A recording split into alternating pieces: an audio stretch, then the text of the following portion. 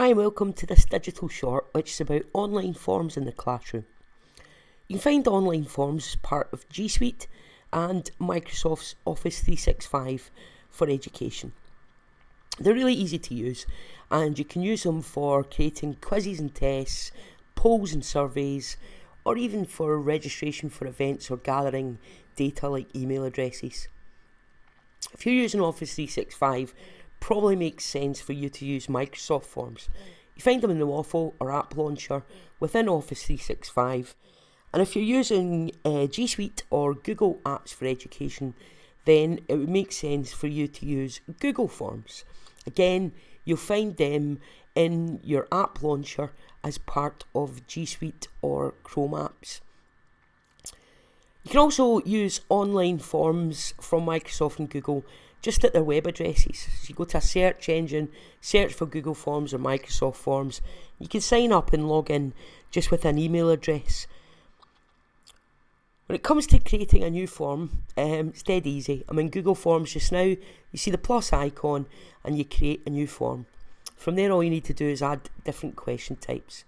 In Microsoft Forms now, again in the top left, you'll see the new form icon and you choose here a form or a quiz.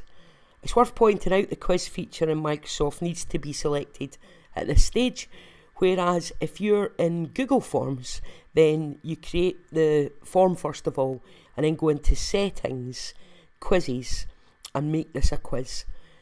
The quiz feature is really valuable for the classroom because it basically automates your marking. It means that you can set right and wrong answers, and it means you can add feedback comments for each specific answer. So if we go into this pesky plurals quiz just now, then you can see they've got a few questions. We'll look at this one about the plural of knife, and if I scroll down you can see where we've added the feedback comments. So we've added feedback comments for the correct answer and for each wrong answer, and you can specify different comments for each one, which means that the pupils are getting targeted feedback depending on the answer they've chosen, and that could be really powerful in terms of speeding up your workflow. Another powerful feature is the fact that you can add images and videos. So in this space quiz, we've added some pictures of the solar system and Saturn, and we've based our questions on those images. Sharing, again, is dead easy. Top right hand corner, and you can send a link, a QR code, embed code for pasting into websites, or you can email the link out. You can also send an edit link so that people can collaborate with you and work together to make quizzes and surveys. In Google Forms now, you just click the edit link, and again the send icon is really prominent in the top right hand corner, and again same kind of links, email, embed code. Here we've got social media links as well, which will create posts to social media for you. Responses tab in both Google and Microsoft Forms lets you see a graphical impression of how people have done with each question type.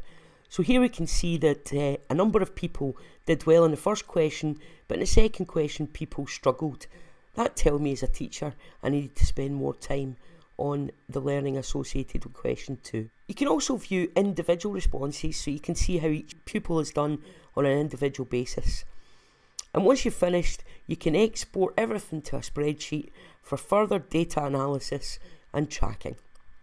The next video we'll see is looking at creating questions and further settings in online forms. Thanks very much for joining us in this one, and I look forward to joining you in our next digital short.